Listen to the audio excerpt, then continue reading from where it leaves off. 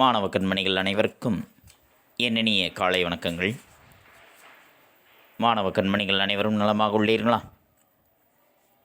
மாணவ கண்மணிகள் தங்களுடைய வழிபாட்டினை கூறிவிட்டீர்களா?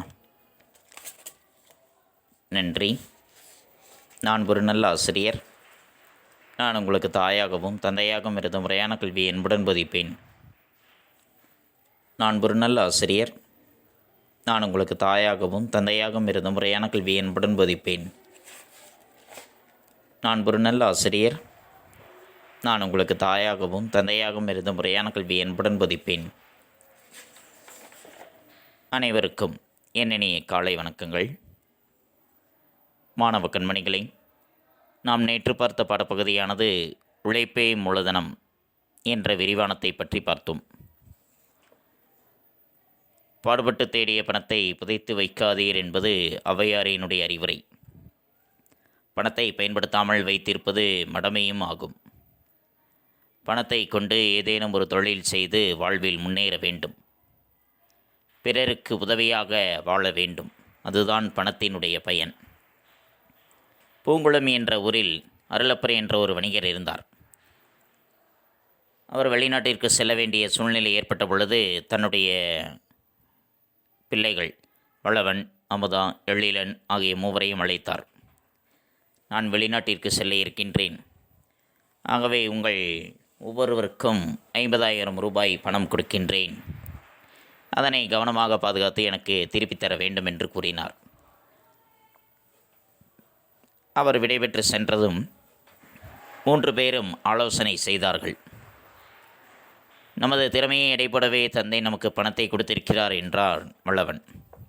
நானும் அப்படித்தான் நினைக்கின்றேன் அப்படின்னு அமுதா சொல்கின்றாள். ஆனால் எழிலனோ, நான் அவ்வாறு நினைக்கவில்லை. நமக்கு பணத்தை பாதுகாக்க தெரிந்திருக்கின்றதா என்று பார்க்கத்தான் கொடுத்திருக்கின்றார் என்று சொன்னான். வல்லவன் உழவுத் தொழிலில் ஆர்வமுடையவனாக இருந்ததனால் தந்தை கொடுத்த பணத்தை கொண்டு நிலத்தை குத்தகைக்கு பிடித்தான். அந்த நிலத்தை நன்கு உழுது பண்படுத்தினான். வேலியிட்டு பண்படுத்திய நிலத்தில் காய்கறி தோட்டத்தை அமைத்தான். நாள்தோறும் கவனமுடன் அதனை பாதுகாத்து பராமரித்து வந்தான். தோட்டம் முழுவதும் பல காய்கள் காய்த்து குலுங்கின. அவற்றை நகரத்திற்கு கொண்டு விற்பனை செய்தான். அமுதாவிற்கு ஆடு மாடுகள் வளர்ப்பதில் விருப்பம் அதிகம். தந்தை கொடுத்த பணத்தை கொண்டு நாட்டு மாடுகள் சிலவற்றை வாங்கினாள். அவற்றை அக்கறையோடு வளர்த்து வந்தாள். அவை தந்த பாலை எடுத்து வீடு வீடாக சென்று விற்பனை செய்தாள். எழிலனோ தந்தை கொடுத்த பணத்தை பத்திரமாக வைத்திருந்து மீண்டும் தந்தையிடம் ஒப்படைக்க வேண்டும் என்று முடிவு செய்தான். பணம் வீட்டில் இருந்தால் திருட்டு போய்விடும். வட்டிக்கு முதலீடு செய்தால் வட்டிக்கு ஆசைப்பட்டான் என்று தந்தை நினைத்துக் கொள்வார் என்று எண்ணி வங்கியில் சென்று பாதுகாப்பு பெட்டகரை ஒன்றை வாடகைக்கு எடுத்து அதில் பணத்தை வைத்து பூட்டிவிட்டான். வெளிநாடு பயணத்தை முடித்துக்கொண்டு அருளப்பர் தன்னுடைய வீடு வந்து சேர்கின்றார். வளவனை அழைத்து கேட்ட பொழுது, நீங்கள் கொடுத்த பணத்தை வைத்து நான் வேளாண்மை செய்தேன். இப்பொழுது அது 2 மடங்காக உயர்ந்திருக்கின்றது என்று கூறினான். நல்லது, அந்த பணத்தை நீயே வைத்து கொண்டு தொடர்ந்து வேளாண்மை செய் என்று சொன்னார். அடுத்தபடியாக அமுதாவை அழைத்த பொழுது, நான் மாடுகளை வாங்கி பால் கறந்து விற்றேன். நீங்கள் கொடுத்த பணம் தற்பொழுது 2 மடங்காக இருக்கின்றது என்று தந்தையிடம் கொடுக்கின்றார். அதனை நீயே வைத்துக்கொண்டு உன்னுடைய பண்ணையை மேலும் விரிவாக்கி நடத்து அப்படின்னு சொல்கின்றார். இறுதியாக எழிலனை அழைத்த பொழுது, நீங்கள் கொடுத்த பணத்தை வங்கி பாதுகாப்பு பட்டத்தில் பத்திரமாக வைத்திருக்கின்றேன் என்று கூறி கொடுத்தான். பணம் என்பது வங்கி காப்பறையில் வைத்து பாதுகாக்கப்பட வேண்டிய பொருள் அல்ல. அதை பயன்படுத்தி தொழில் செய்து முன்னேற வேண்டும். நீ பணத்தையும் பயன்படுத்தவில்லை, காலத்தையும் வீணடித்து விட்டாய். ஆகவே என்னோடு சிறிது காலம் உடனே இருந்த தொழிலை கற்றுக்கொள். அது உன்னுடைய எதிர்கால வாழ்வுக்கு உதவும் என்று சொல்கின்றார். இதனை பற்றித்தான் நாம் நேற்றைய பாடப்பகுதியில் கண்டறிந்தோம். மாணவ கண்மணிகளுக்கு நன்கு புரிந்திருக்கும் என எண்ணுகின்றேன். இன்று நாம் காண்பது இலக்கணம். சுட்டி எழுத்துகள், வினா எழுத்துகள் என்பதை பற்றி இன்றைய பாடப்பகுதியில் நாம் காண இருக்கின்றோம். பாடப்பகுதிக்குள் செல்வோமா மாணவர்களே? தங்களுடைய பாடப்புத்தகத்தில் பக்கம் எண் 64 எடுத்துக்கொள்ளுங்கள். எடுத்துக்கொண்டீர்களா? நன்றி. சுட்டி எழுத்துகள். சுட்டி எழுத்துகள் என்பது நம்ம கேட்கக்கூடிய கேள்விக்கான பதிலை சுட்டிக்காட்டி கூறுவதுதான் சுட்டி எழுத்துகள் என்பது. அவன், இவன், அவள், இவள், அங்கு, இங்கு, அது, இது அப்படின்னு சுட்டிக்காட்டி கூறக்கூடிய அந்த எழுத்துகள் அவைதான் சுட்டெழுத்துகள் என்று அழைக்கப்படுகின்றன. ஒன்றை சுட்டிக்காட்ட வருகின்ற எழுத்துகளுக்குத்தான் சுட்டி எழுத்துகள் என்று பெயர். உதாரணத்திற்கு, உனது வீடு எங்குள்ளது அப்படின்னு கேட்டால், அங்கே உள்ளது, இங்கே உள்ளது அப்படின்னு நாம் சுட்டி காட்டுகின்றோம்.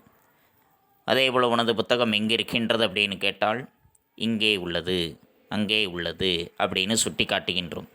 அப்போ அங்கே, இங்கே அப்படின்னு நம்ம சுட்டி காட்டுகின்றோம் அல்லவா?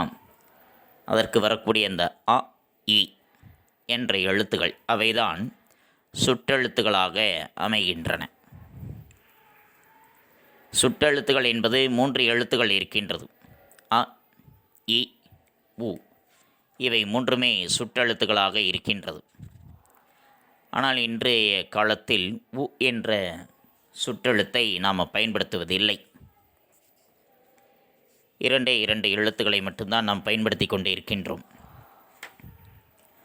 அ, இ இந்த 2 எழுத்துக்களை மட்டும்தான் நாம் இப்பொழுது பயன்படுத்தி கொண்டே இருக்கின்றோம். புரிந்ததா மாணவர்களே? சுட்டெழுத்துகள் என்பது சுட்டிக்காட்ட வருகின்ற எழுத்துக்கள். ஒரு பொருளை சுட்டிக்காட்ட வருகின்ற எழுத்துக்களுக்குத்தான் என்னவென்று பெயர்? சுட்டெழுத்துகள் என்று பெயர். ஒரு பொருளை சுட்டிக்காட்டக்கூடிய எழுத்துக்குத்தான் என்னவென்று பெயர்? சுட்டெழுத்துகள். புரிந்ததா? நன்றி. சுட்டெழுத்துக்களானது அகச்சுட்டு, புறச்சுட்டு என்று 2 வகையாக இருக்கின்றது. அகச்சுட்டு, புறச்சுட்டு என்று 2ஆக இருக்கின்றது. முதல்ல நாம் காணக்கூடியது அகச்சுட்டு. அவன், இவன், அது, இது அப்படின்னு இருக்கக்கூடிய அந்த சொற்களில் சுட்டி எழுத்தை நாம் நீக்கிவிட்டோம் அப்படின்னா பிற எழுத்துக்கள் பொருள் தராது. இப்போ அவன் அப்படிங்கிறதுல அ என்ற எழுத்தை நாம் நீக்கிட்டோம் அப்படின்னா வன் அது மட்டும்தானே இருக்கு.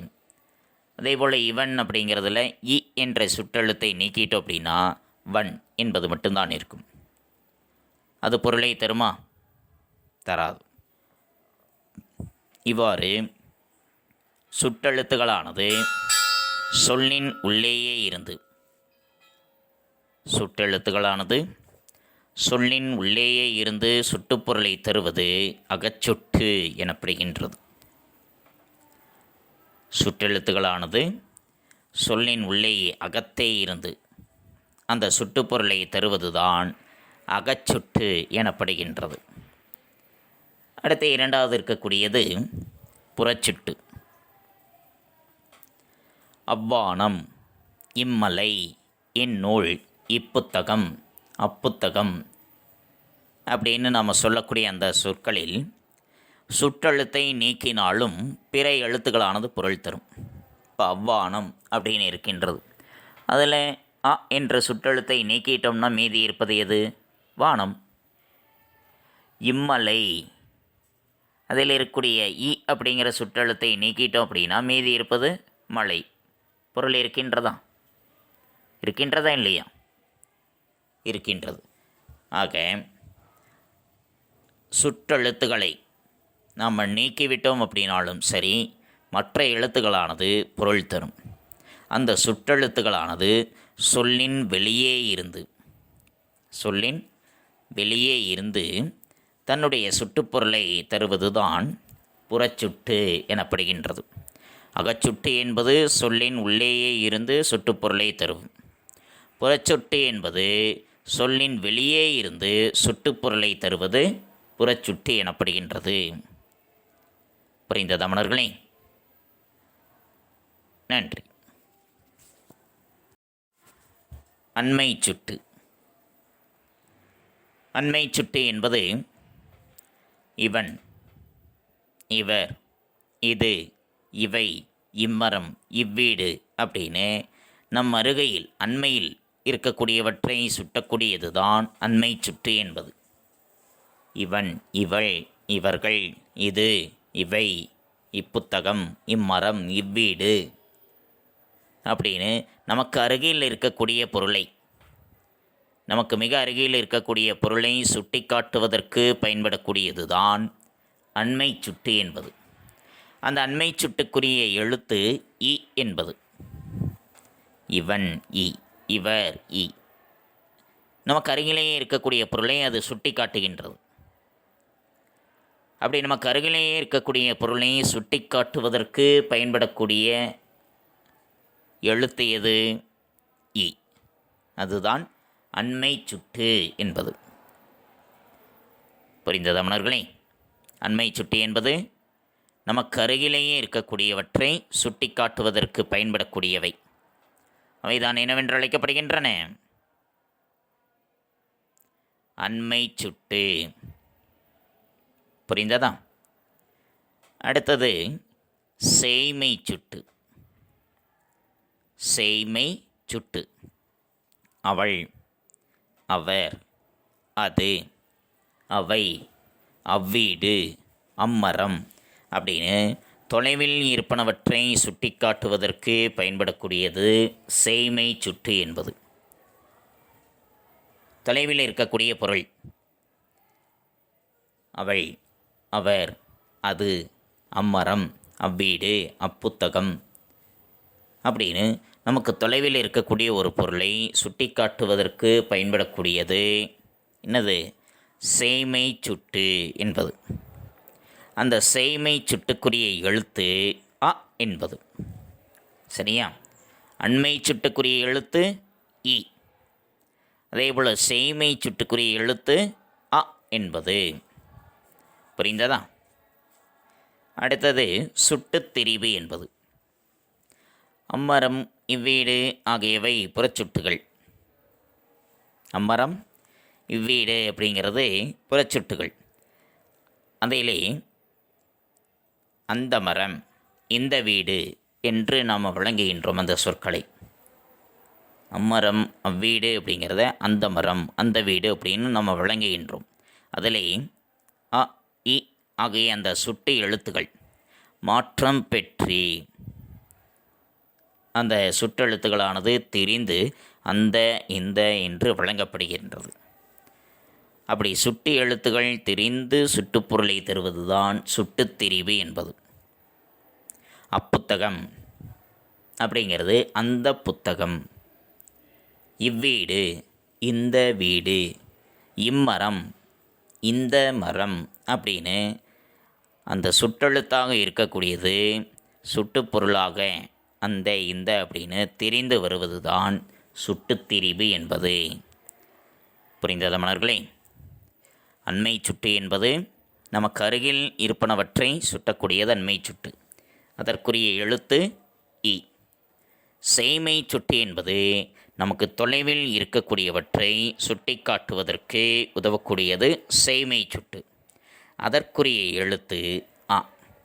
சுட்டுத்தெரிவு என்பது அ, இ அப்படிங்கிற அந்த சுட்டி எழுத்துகள் மாற்றம் பெற்று திரிந்து அந்த, இந்த அப்படின்னு வழங்கக்கூடியது தான் சுட்டுத்திரிவு என்பது. புரிந்ததா? நன்றி. வினா எழுத்துகள். வினா பொருளை தரக்கூடிய எழுத்துக்களுக்குத்தான் வினா எழுத்துகள் என்று பெயர். வினாப்பொருளை தரக்கூடிய எழுத்துக்களுக்குத்தான் வினா எழுத்துகள் என்று பெயர். சில வினா எழுத்துக்களானது சொல்லினுடைய முதலில் இடம்பெறும். சில வினா எழுத்துக்களானது சொல்லினுடைய இறுதியில் இடம்பெறும். இப்போ யார், யார் அப்படிங்கிறதுல யா என்பது அந்த வினா எழுத்து. அந்த வினா எழுத்து எங்கே வருகின்றது? முதலிலேயே வருகின்றது. அவன் வந்தானா, வந்தானா அப்படின்னு நம்ம சொல்கிறோம். அது கேள்வி. வந்தானா அப்படிங்கிறதுல வினா எழுத்து எது? ஆ எங்கே வருகின்றது? கடைசியில் வருகின்றது. இப்படி சில வினா எழுத்துகள் சொல்லினுடைய முதலில் இடம்பெறும், சில வினா எழுத்துகள் சொல்லினுடைய இறுதியில் இடம்பெறும். இப்போ முதல்ல வினா எழுத்துகள் என்பது 5 இருக்கின்றது. ஏ, யா, ஆ, ஓ, ஏ என்பது இவை வினா எழுத்துகள். இந்த 5ம் தான் வினா எழுத்துகள் என்பது. ஏ, யா, ஆ, ஓ, ஏ என்பது. இதில் மொழியினுடைய முதலில் வருவது, சொல்லின் முதலில் வரக்கூடியது 2.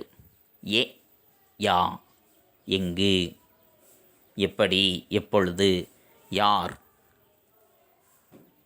அப்படின்னு வரக்கூடிய அந்த வினா எழுத்துக்கள் ஏ, யா இவை மொழியினுடைய முதலில் வரும்.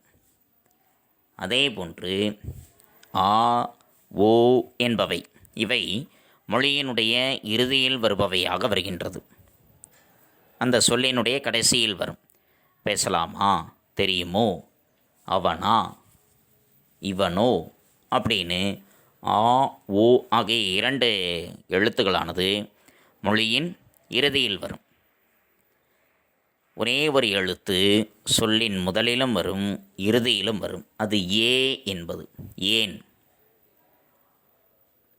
நீதானே செய்தாய் அப்படின்னு அந்த ஏ என்ற வினா எழுத்து முதலிலும் வரும், இறுதியிலும் வரும். புரிந்ததா? வினா எழுத்துகள் என்பது வினா பொருளை தரக்கூடிய எழுத்துக்களுக்குத்தான் வினா எழுத்துகள் என்று பெயர். சில வினா எழுத்துகள் சொல்லின் முதலில் வரும், சில வினா எழுத்துகள் சொல்லின் இறுதியில் வரும். வினா எழுத்துகள் மொத்தம் 5 இருக்கின்றது. ஏ, யா, ஆ, ஓ, ஏ என்பவை. அதில் மொழியின் முதலில் வருவது ஏ, யா. இந்த 2மே மொழியின் முதலில் வரும். மொழியின் இறுதியில் வருபவை ஆ, ஓ என்பது. அதேபோல் மொழியினுடைய முதலிலும் இறுதியிலும் வருபவை ஏ என்பது. புரிந்ததா மன்னர்களே? அடுத்தது வினா, அகவினா. அகவினா, புறவினா அப்படின்னு வினா 2 வகையாக இருக்கின்றது. முதலில் அகவினா. அகவினா என்பது எது, யார், ஏன் அப்படிங்கிற அந்த சொற்களில் இருக்கக்கூடிய வினா எழுத்தை நீக்கிவிட்டோம் அப்படின்னா மற்ற எழுத்துக்களுக்கு பொருள் இருக்காது. எது அப்படிங்கிறல அந்த வினா எழுத்து எது? ஏ. நீக்கிட்டு அப்படின்னா து, அவ்வளோதான். யார், அதில் வினா எழுத்து என்ன? யா. அதை எழுத்துட்டா பொருள் இல்லை. ஆக வினா எழுத்துக்களை நீக்கினால் மற்ற எழுத்துக்களுக்கு பொருள் இருக்காது. அந்த வினா எழுத்துகள் இங்கே இருக்கின்றது. சொல்லின் அகத்தே இருந்து வினா பொருளை தருவது அகவினா எனப்படுகின்றது. அகவினா என்பது என்ன? வினா எழுத்துகள் சொல்லின் அகத்தே இருந்து வினா பொருளை தருவது அகவினா. எது, ஏன், யார், எப்படி என்பது. அடுத்து புறவினா. புறவினா என்பது அவனா, வருவானோ அப்படிங்கிற அந்த சொற்களில் ஆ, ஓ என்ற வினா எழுத்துக்களானது இருக்கின்றது. அந்த வினா எழுத்துக்களை நீக்கிவிட்டோம் அப்படின்னாலும் மற்ற எழுத்துக்களானது பொருள் தரும். இப்போ அவனா அப்படின்னு இருக்கின்றது. அதில் ஆ என்ற அந்த வினா எழுத்தை நீக்கிட்டோம்னா அவன் பொருள் இருக்கின்றது. வருவானோ, ஓ என்ற அந்த வினா எழுத்தை நீக்கிட்டான் வருவான், பொருள் தருகின்றதா? அப்படி வினா எழுத்துகள் சொல்லின் புறத்தே வந்து வினா பொருளை தருவது புறவினா. புரிந்ததா? அகவினா என்பது வினா எழுத்துகள் சொல்லின் அகத்தே இருந்து வினா பொருளை தருவது அகவினா. புறவினா என்பது வினா எழுத்துகள் சொல்லின் புறத்தே வந்து வினா பொருளை தருவது புறவினா என்பது. இவைதான் 2 வினாக்களினுடைய வகைகள், அகவினா, புறவினா என்பது. புரிந்ததா மன்னர்களே? நன்றி. மாணவ கண்மணிகளே, இதுகாரும் நாம் கண்டறிந்தது சுட்டி எழுத்துகள், வினா எழுத்துகள் என்பதை பார்த்தோம். சுட்டி எழுத்துகள், ஒன்றை சுட்டிக்காட்ட வரும் எழுத்துகளுக்கு சுட்டி எழுத்துகள் என்று பெயர். அ, இ, உ ஆகிய 3 எழுத்துக்களுமே சுட்டி எழுத்துகள். ஆனால் இன்று உ என்ற எழுத்தை நாம் சுட்டாக பயன்படுத்துவதில்லை. அகச்சுட்டு. சுட்டு எழுத்துக்களை நீக்கினால் பிற எழுத்துகள் பொருள் தராது. சுட்டு எழுத்துகள் சொல்லின் உள்ளேயே இருந்து அகத்தே இருந்து சுட்டுப்பொருளை தருவது அகச்சுட்டு எனப்படுகின்றது. புறச்சுட்டு. சுற்றெழுத்துக்களை நீக்கினாலும் பிற எழுத்துகள் பொருள் தரும். சுற்றெழுத்துகள் சொல்லின் வெளியே இருந்து சுட்டுப்பொருளை தருவது புறச்சுட்டு எனப்படுகின்றது. அண்மை சுட்டு. நமக்கு அருகில் இருக்கக்கூடியவற்றை சுட்டக்கூடியது அண்மை சுட்டு என்பது. அண்மை சுட்டுக்குரிய எழுத்து இ என்பது. செய்மை சுட்டு. நமக்கு தொலைவில் உள்ளவற்றை சுட்டக்கூடியது செய்மை சுட்டு எனப்படுகின்றது. செய்மை சுட்டுக்குரிய எழுத்து அ என்பது. சுட்டுத்திரிபு. அம்மரம் இவ்வீடு என்பவை புறச்சுட்டுகள். அந்த சொற்களை அந்த மரம் இந்த வீடு அப்படின்னு மாற்றியமைத்து வழங்குகின்றோம். அதிலே அ இ அப்படிங்கிற சுட்டெழுத்துகள் தெரிந்து அந்த இந்த என்று சுட்டுப்பொருளை தருவது சுட்டுத்திரிபு எனப்படுகின்றது. வினா எழுத்துகள். வினா பொருளை தரக்கூடிய எழுத்துகளுக்கு வினா எழுத்துகள் என்று பெயர். சில வினா எழுத்துகள் சொல்லின் முதலில் இடம்பெறும். சில வினா எழுத்துகள் சொல்லின் இறுதியில் இடம்பெறும். ஏ, யா, ஆ, ஓ, ஏ இவை ஐந்துமே வினா எழுத்துகள். சொல்லின் முதலில் வருபவை ஏ, யா என்பவை. சொல்லின் இறுதியில் வருபவை ஆ, ஓ என்பவை. சொல்லின் முதலிலும் இறுதியிலும் வருபவை ஏ என்பது. அகவினா. வினா எழுத்துகள் சொல்லின் அகத்தே இருந்து வினாப்பொருளை தருவது அகவினா எனப்படுகின்றது. அதேபோன்று வினா எழுத்துகள் சொல்லின் புறத்தே வந்து வினாப்பொருளை தருவது புறவினா எனப்படுகின்றது. இவற்றை பற்றித்தான் நாம் இன்றைய பாடப்பகுதியில் கண்டறிந்தோம். மாணவ கண்மணிகளுக்கு நன்கு புரிந்திருக்கும் என எண்ணுகின்றேன். அடுத்து நாம் காண்பது பாடப்புத்தகம் படித்தல். பாடப்புத்தகம் படித்தல் பக்கம் எண் 64, 65 மற்றும் 66.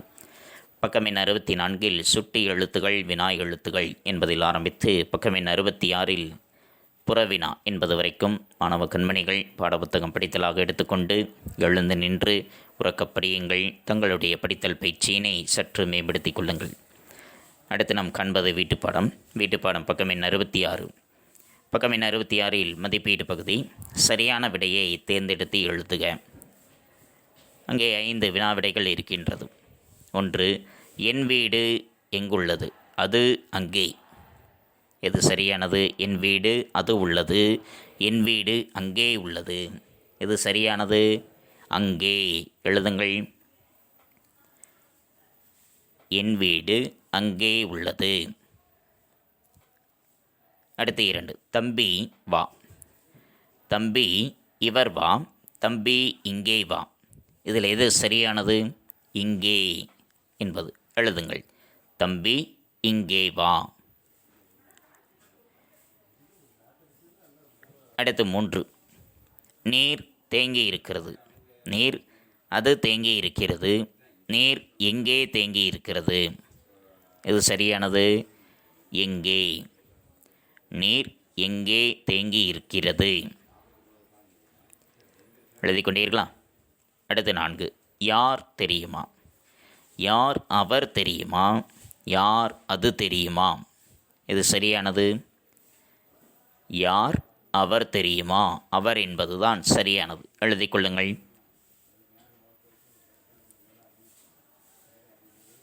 அடுத்தது 5. உன் வீடு அமைந்துள்ளது. எங்கே அமைந்துள்ளது? என்ன அமைந்துள்ளது? எது சரியானது? எங்கே. எழுதி கொள்ளுங்கள். எழுதி கொண்டீர்களா? அடுத்தது குருவினாம். சுட்டி எழுத்துக்கள் என்றால் என்ன? அவை யாவை என்பது. அதற்குரிய விடை பக்கம் எண் 64 எடுத்துக்கொள்ளுங்கள். சுற்றெழுத்துகள் அப்படிங்கிறதுல 2வது பத்தி. இவ்வாறு ஒன்றை சுட்டிக்காட்ட வருகின்றதா? அதில் ஒன்றை என்பதிலிருந்து ஒன்றை சுட்டிக்காட்ட வரும் எழுத்துகளுக்கு சுட்டி எழுத்துகள் என்று பெயர். அ, இ, உ ஆகிய 3 எழுத்துகளும் சுட்டி எழுத்துகள் ஆகும். அது முதல் வினா. குறித்து கொண்டு குருவினா 1 என்று எழுதி கொள்ளுங்கள். ஒன்றை சுட்டி காட்ட வரும் எழுத்துகளுக்கு சுட்டி எழுத்துகள் என்று பெயர். அ, இ, உ ஆகிய 3 எழுத்துகளும் சுட்டி எழுத்துகள் ஆகும். அடுத்து 2. அகவினா புறவினா வேறுபாடு யாது? பக்கம் எண் 65 2வது வரியில் அகவினா இருக்கின்றதாம். அதில் 2வது வரியில் வினா எழுத்துகள் சொல்லின் அகத்தே இருந்து வினாப்பொருளை தருவது அகவினா எனப்படும். அடுத்தது அதே போல் 66 2வது வரியில் வினா எழுத்துகள் சொல்லின் புறத்தே வினாப்பொருளை தருவது புறவினா எனப்படும். இந்த 2ம் தான் 2 வினாக்கள்.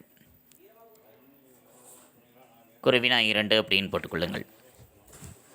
வினா எழுத்துகள் சொல்லின் அகத்தே இருந்து வினாப்பொருளை தருவது அகவினா எனப்படும். வினா எழுத்துகள் சொல்லின் புறத்தே வினாப்பொருளை தருவது புறவினா எனப்படும். இது குறுவினா 2. குறித்து கொண்டீர்களா? இந்த 2 வினாக்கள் தான் வீட்டுப்பாடம். இந்த 2 வினாக்களுக்குரிய விடைகளையும் தெளிவுற தங்களுடைய வீட்டுப்பாடையீட்டில் எழுதி கொள்ளுங்கள். தெளிவுற படியுங்கள்.